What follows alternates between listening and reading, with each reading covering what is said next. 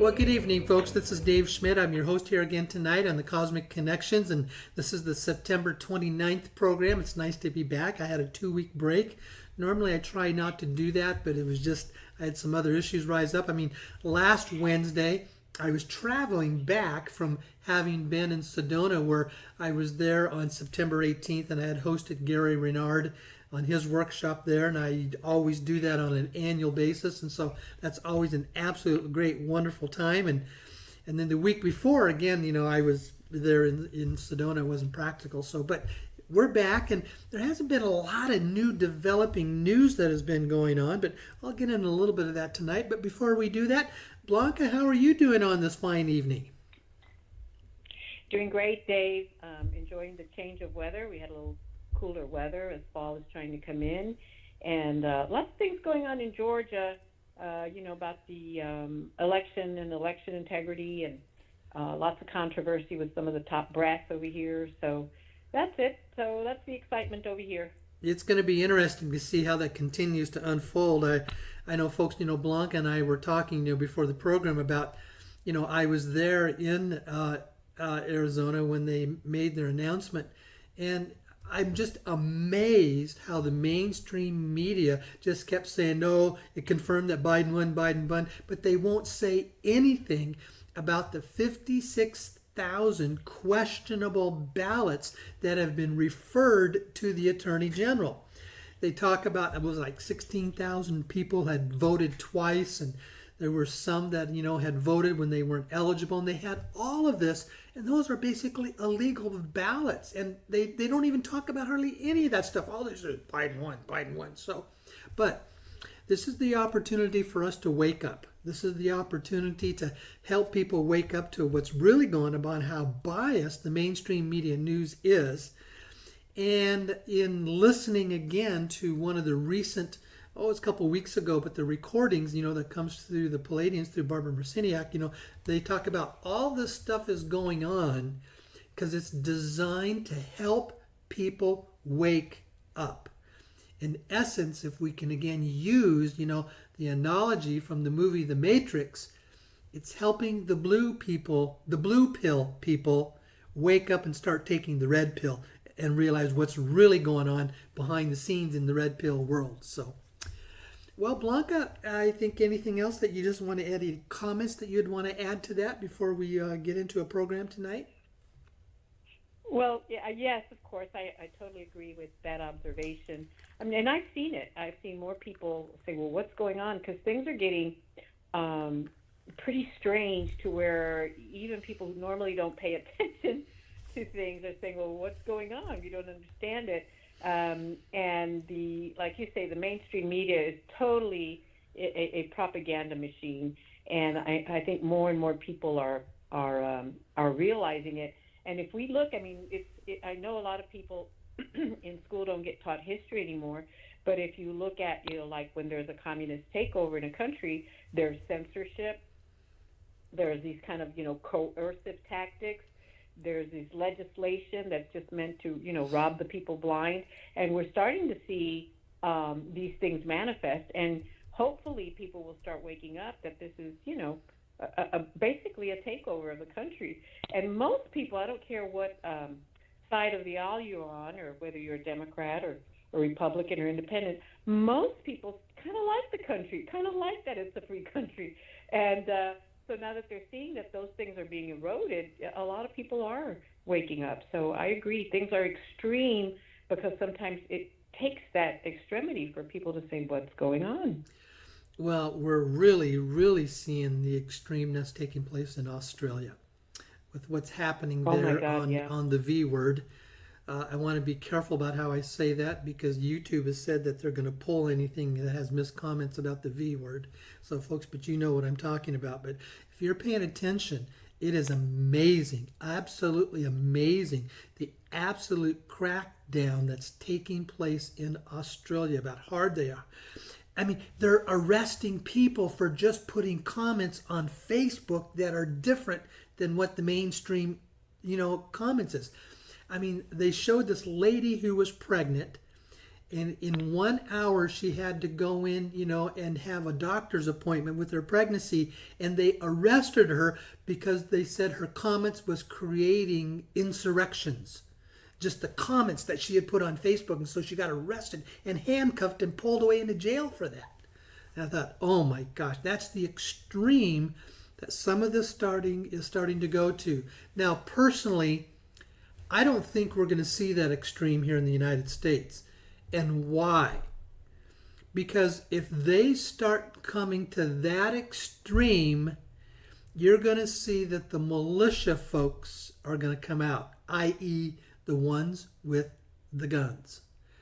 I had heard there is a report that the different militia organizations all around the country are very, very well organized and are ready to take action collectively. They're communicating with each other behind the scenes, and they are ready to step in and take action if things get to too much of an extreme.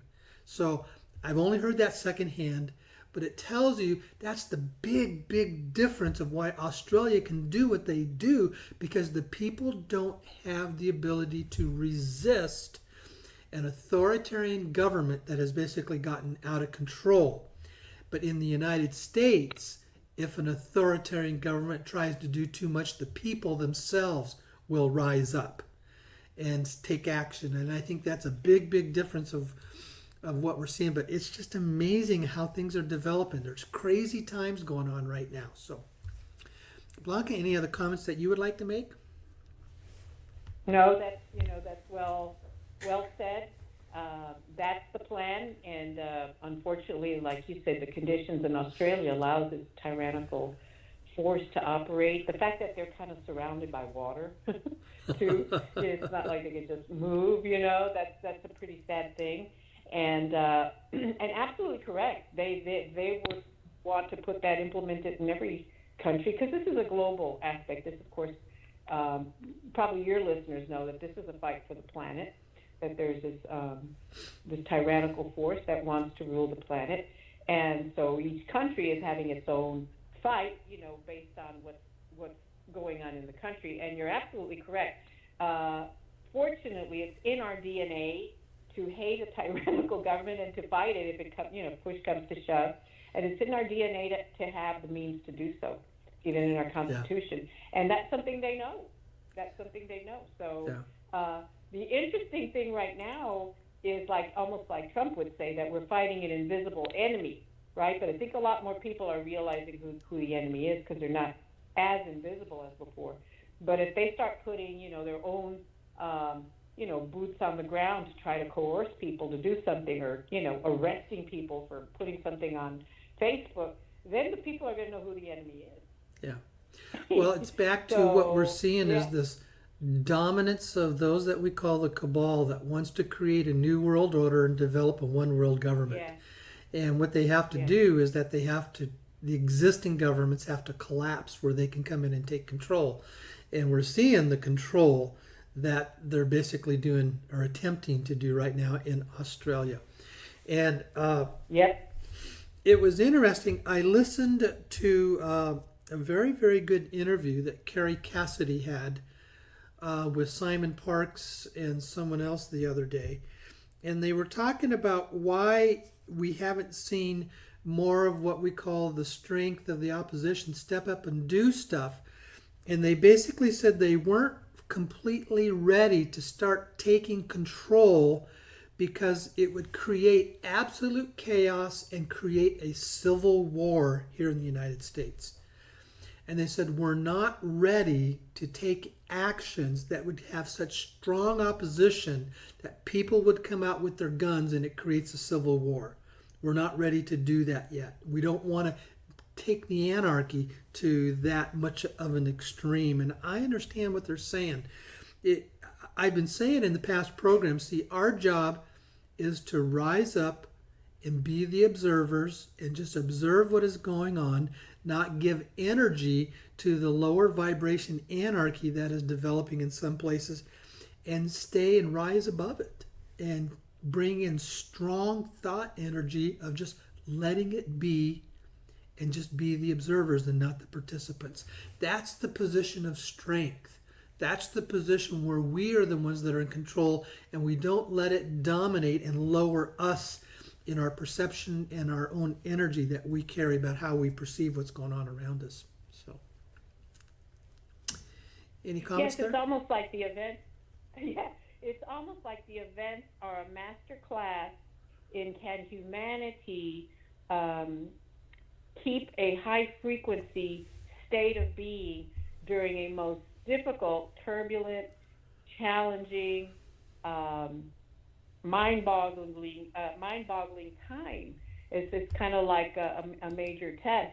And the interesting thing is these forces that are wanting to take over the planet with tyranny, or like you say, the one world government, that's a particular frequency. And now if humanity takes that frequency in victimhood or in fear or in hate even, then we are matching the frequency that they want to implement. You see, so it's kind of ironic. So it's kind of like a jiu-jitsu move to say, you are trying to get humanity on a certain frequency where tyranny lives, and we don't want to hold that frequency. We want to hold a frequency of love, of freedom, of abundance, of vital health, of beauty in our planet, and that's the frequency we have to hold. Yet, like you say, observing what's going on, we've got to be witness to the apocalypse, or we've got to be witness to what is being shown to us throughout that. So it's quite a challenge for humanity, but I believe that we're up for it. Yes, very well stated. Very, very well stated. Okay, dealing with the exchange. Again, I want to be careful about what I'm saying here. There is nothing new that is developing. I have stated in the past that we've been told it's going to come out in 3 stages. The first stage had started. They ran into some opposition, and so they're still having to work through those issues. I got to be careful. I'd rather not go into any more in depth about that because they don't want us talking a lot about what's taking place there. But let's just say they're still working through some issues at the very top for the first stage, and it could be done tomorrow. It could take another 2 weeks. I don't know. I don't have that information. But that's all that I have that is there. But with that, Blanca, I think we're kind of ready to go into a little bit more of the program of what I wanted to talk about tonight, and I've shared that with you. Anything you want to share with us before we do that? Oh, no. I think it'll be an interesting topic for people to hear some of the things that you're exploring. Okay. Well, folks, a couple weeks ago, I shared with you what is what I call a life-changing book for me, and one that I'm thoroughly enjoying reading, and it's this one here. It's called The Sophia Code by Kaya Ra, and it's a channeled book, and folks, it's positive, powerful book. Now, it's life-changing for me. Now, I want, though, to understand that when I share with these books, some of these, there's a time when you're ready to receive everything that is there, and it begins to jump out at you. I started reading that book about 1.5 years ago, and it just wasn't speaking to me, but I had been encouraged by some friends to do that. But, you begin to develop and listen to your own higher self, to this Holy Spirit within you, and it begins to, you feel it. You feel that, maybe it is, and then you pick up the book and you start reading, and it just starts jumping out at you. Well, that's what's happening for me on this one. But let me share with you some of the stuff that I'm really picking up on there. Let me go back to this, is that in this chaotic stuff that we're going through, I've shared frequently that crisis creates opportunity. In the era of crisis, when people begin to wake up, it creates the opportunity for change as we begin to change our perception and we see what's going on around us in a different manner. The book here talks about this is the golden age of miracles. This is the age that when we look back at the life of Jesus, when he said, you can do everything that I did and even more, This is the age where we're going to start seeing it happen. Now, this stuff isn't going to happen just overnight. It's a development of an appropriate mindset, an appropriate consciousness, and a willingness to believe that these things can happen and they will happen through us.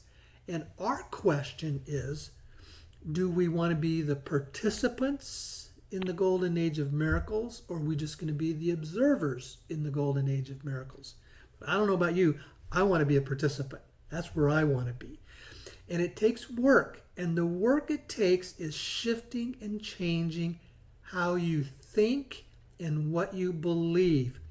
Because see, your beliefs and your thoughts are what put into action the things that you experience. And they talk about that in the book. They talk about how at the very root issue, we live in the world of below the atoms are what are called the electrons. Electrons, when they massively come together in the trillions, are what create the experience or the perceptions that we have. It's our perception of these trillions of electrons coming together that creates what we call our human body. And that's all based on a perception. But what it also says that we have lived in a world of lack, of poor identity, of not remembering who we truly are and what we are capable of. We've lived in a world of lack. We've lived in a world of poverty. We've lived in a world of chaos. We've lived in a world of war. We've lived in a world of domination and slavery placed upon us by these small group powerful entities that we call the cabal. And what we have forgotten is that is not our true divine identity of who we truly are. And what the book talks about is that this is the time that we're going to start remembering who we are. And when we start to remember who we are, we then start to change our beliefs about what we can accomplish and what we can do. And those changes of memory and changes of belief set into action the electrons that put things into place that creates this new world around us. What the book says is that we are an exact hologram of the divine identity of God himself, or herself, however you want to explain that. And we are an exact duplicate. That's the capability that we have. Everything that was within the divineness of God, we have the ability to be that, and we are that, but we haven't believed it. And we come back again. The best example is the life of Jesus. He said, I came here to show you who you can be and what you truly are. And all these things that I did, it was because I believed it and I remembered my identity, my divine identity, who I was, and I began to take that on and be a very strong part of my life. And then that gave the capability for me to do the miracles that I did. And it wasn't that I was different. It was just that I remembered and I changed my beliefs, because we all have that capability that is there within us. And it says this is the era that we get to reprogram ourselves. Now, let's come back to the issue of money. It was interesting because when I was in Sedona, I had some time with this really good friend of mine. Her name is Barbara Joy. And she said, you know, what's interesting, Dave, the money coming forward and getting this large sum of money, yes, it's going to help in things at the moment, at the time. It's going to give you some, ability to pay off all your bills and to help others and stuff like that. But what it's really going to do, it's going to take you from a perception of lack into a perception of abundance. And you're going to have this abundance where you're going to be able to pretty much do almost anything that it is that you want to do, because you won't lack financial abundance and resources. And what the money is doing, it's helping us to remember we have always been a people that have had the divine essence to be of abundance. It will let us experience abundance. It will let us live in abundance. And it's going to say, I don't ever want to go back to a life of lack. I don't want to go back to a life of being in slavery to others who control my world and control my life because I don't have enough money to, quote, be on my own. The real essence of the funds is moving into that position of an abundance consciousness.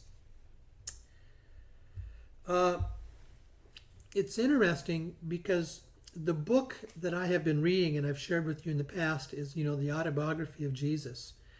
And it's a channeled book, but in that he talks a lot about what his life was like after the resurrection. And he says the resurrection was nothing more than to show and display that we are not our bodies. We create our bodies through our thoughts, and we have a divine essence that is greater than that. And the Bible stops at the resurrection of Jesus, but here these books continue to go on of how he lived his life for the next 40 years. And he said he moved into what was called an ascended state, but he didn't leave the earthly plane. He had the ability to come back, and he did. He would come back and live with his family, with Mary Magdalene and his children. So he would still be a husband, and he would still be a father, and he could be in the physical form. And he said how he and Mary continued to have strong, intimate interaction with each other physically, even after his resurrection. But he could choose how he wanted to be.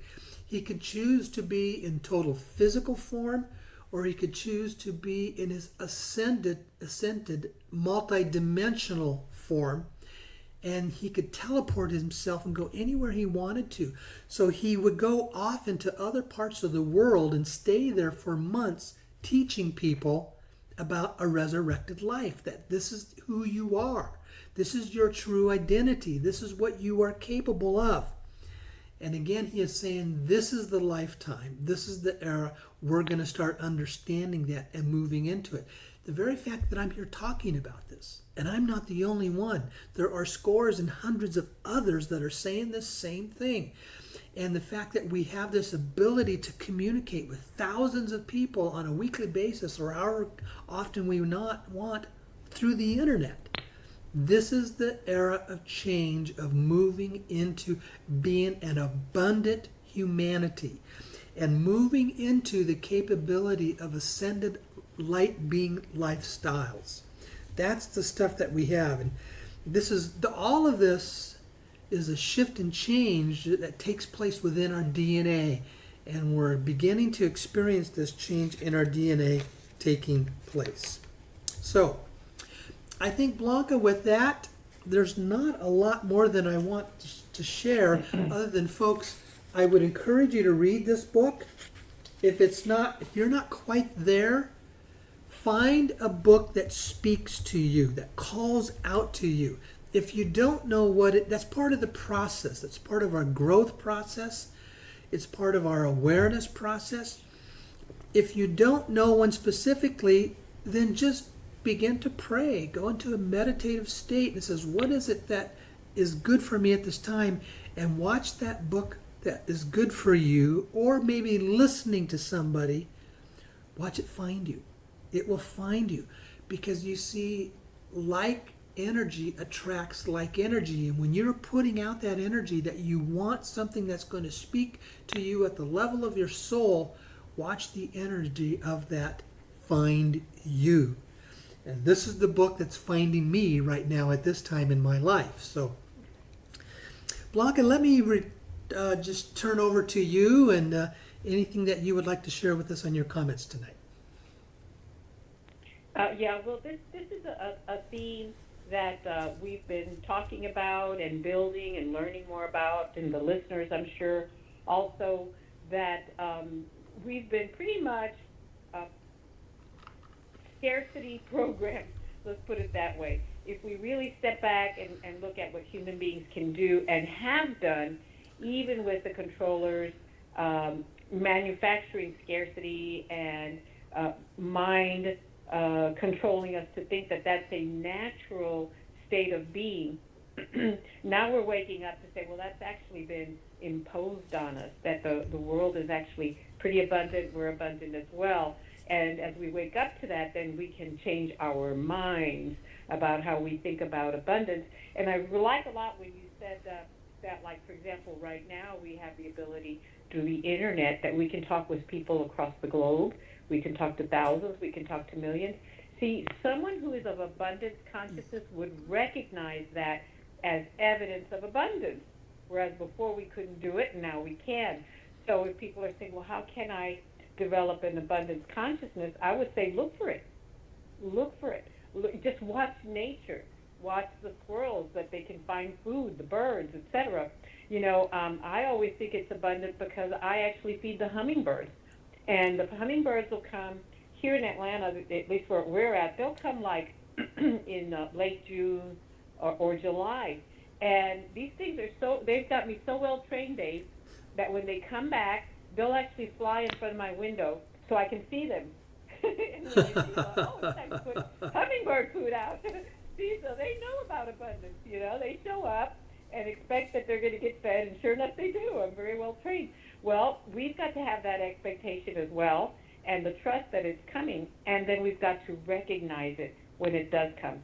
Don't you believe that some people may think abundance is just about money, but that's not true. No, it's far more than Abundance that. covers a lot of it, right? Covers a lot. It's about The an nature of our abundant friendship. lifestyle and an experience of abundance in all areas of our lives. And Exactly. So it that's means something we've got to you're learn. not Yeah. living in lack and you're not living in fear. That's the biggest thing. The most important thing there Absolutely. is to get in touch with your fear and learn how to move beyond it and overcome it. And if I could share, see, for about, I would say maybe 8-10 years now, it's extremely rare for me to experience fear. And I think because I don't experience fear, that's why I'm experiencing all these things that I am in my life. My life is going very well. I'm experiencing a form of abundance where I don't experience lack. I don't feel like I'm lacking anything. And also, I'm getting to do what I love to do. This is doing these programs and teaching this is a passion of mine. It's a love of mine. I'm getting to experience my passion. I'm getting to experience my love. I don't experience abundance. And I'm going to be stepping into sharing this massive amounts of wealth with other people. And I thought, wow, how many people get to experience that? And I think it all started when I learned how to recognize my fear and to shut it down and not let fear be a part of my life. Because fear shuts you down more than anything else. Okay, back to you, Blanca. Yeah. Hello, are you there? Blanca? Whoa. Oh, okay. Oh, I'm there you sorry, are. Dave. I was on mute. You had yourself on I mute. muted myself, and and my phone turned dark, so I couldn't see that I was on mute. Ah, But okay. yeah, so that's good. Again, we return to the nemesis of humanity, fear, and that's one thing we're going to have to work with, and it's just a choice. I remember I was working with someone, and they were having a very difficult time in their life, and it was mostly fear that was giving them the difficulty about it. And generally, this person was very optimistic, positive type, and we've had conversations about, you know, having an optimistic versus a pessimistic. And then I said, you know, we've had so many discussions about being an optimist, being a pessimist, etc. Fear is the same way. You choose it. You can choose to be an optimist or you can choose to be a pessimist. It's the same thing with fear. Again, we've been programmed to believe that, to believe those feelings, to believe those thoughts that come into our heads, And then if we just decide that we choose not to be afraid, it really makes a difference. It does. It really does. So, well, I don't have a whole lot that I want to share tonight. Are we ready to go to callers if they would like to? If we have anybody that would like to call in and make a comment or have some questions, are we ready to do that? I think so. I don't see anybody yet. If you would like to call in, or if you have a question, you would just, press 1 on your touch-tone phone.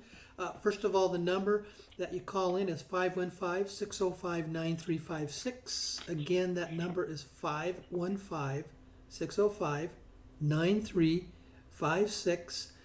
And then if you're on Blog Talk Radio, you would see that. You just touch 1 on your touch-tone phone, and we'll give it about maybe another 30 seconds to 45 seconds. And if we don't see anybody else, we'll probably call it a night. And it'll be kind of about a short list of, we're probably about 33 minutes into the program now. So, and I like to keep programs about that much so that they're not too long, because if I keep the programs to around 30 to 40 minutes, then it's easier for people to listen to, because, they can take the time to listen to that, because people have to stop to listen to the program. So I don't see anybody wanting to come on the air yet. Anything that you want to share with us, Blanca? I don't see any people raising their hand either, Dave. I don't either. So, folks, tonight, to just kind of give a really quick review, it's important that we remember the identity of who we truly are and what we're capable of doing. This is the golden age of miracles that we're moving into, that requires us to have a shift and change in how we think and what we believe. And when we do that, all of a sudden those things will begin to find us as we move into them. So that's all that I have. So I guess then, Blanca, it's probably, we can call it an evening here, can't we? Let me see. I got to get my little jingle spot. Okay. There it is. I had to shift my computer so we can do that. So, folks, we just want to, there it is. Okay, there's the jingle. All right. Thanks a lot, folks.